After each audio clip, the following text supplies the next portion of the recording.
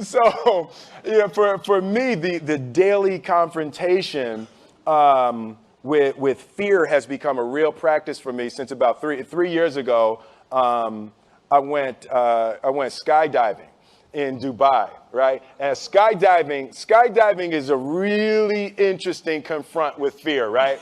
So I gotta stand up. I'm sorry, I gotta stand up. All right. So all your friends, what happens? You go out. I dropped my thing. Yeah. So what happens is you go out the night before and you take a drink with your friends and somebody says, "Yeah, we should go skydiving tomorrow."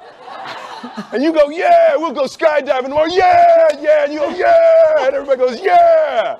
Right? And you go home you by yourself. You're like,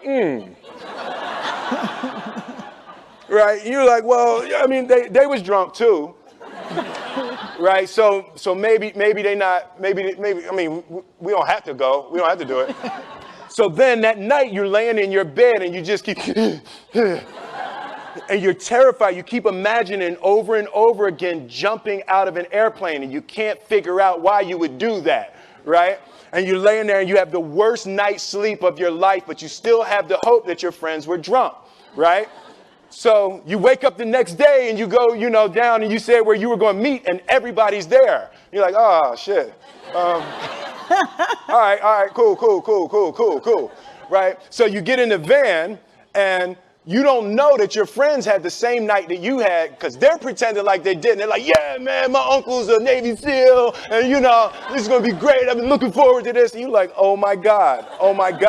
And your stomach is terrible. You can't eat and everything, but you don't want to be the only punk who doesn't jump out of this airplane.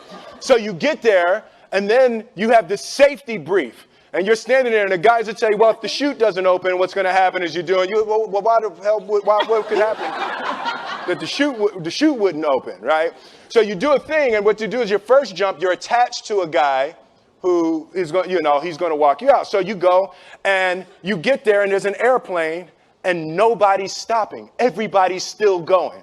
So you get onto the airplane, and you're sitting there, and it's extra because you're sitting on some dude's lap, some stranger. You sitting on his lap, and it's like, you trying to make small talk. Yeah, man. So you be jumping with people all the time, huh? Right? So, and then you just want to make sure, you got kids, right? You got people you need to see, right?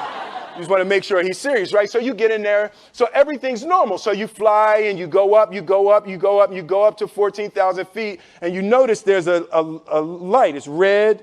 And it's yellow and green, right? So right now the light's red. So then you start thinking at some point the light's going to go green, but you don't know what's going to happen, right? And you wait and it goes yellow and the light goes green and somebody opens the door. And in that moment you realize you've never been in a freaking airplane with the door open. Right?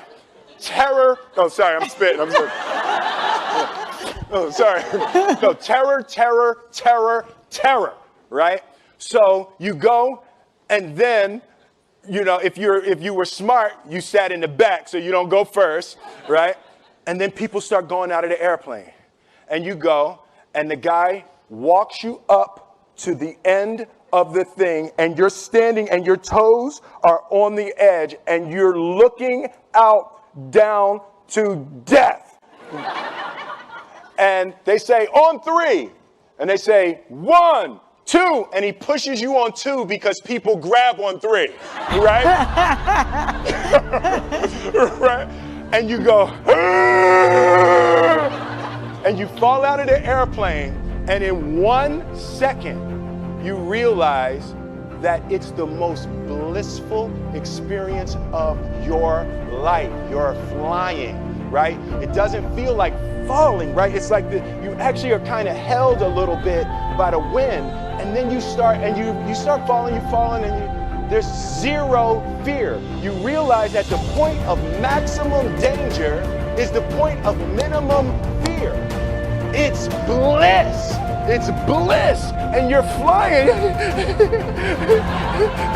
right? And you're doing that, and then 20 seconds, 25 seconds, 40 seconds, and you have enough time to just kind of be like, oh, shit, that's that building. I like that one.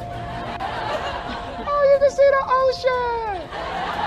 right? You start doing all of that. And the lesson for me was, why were you scared in your bed the night before? What do you need that fear for?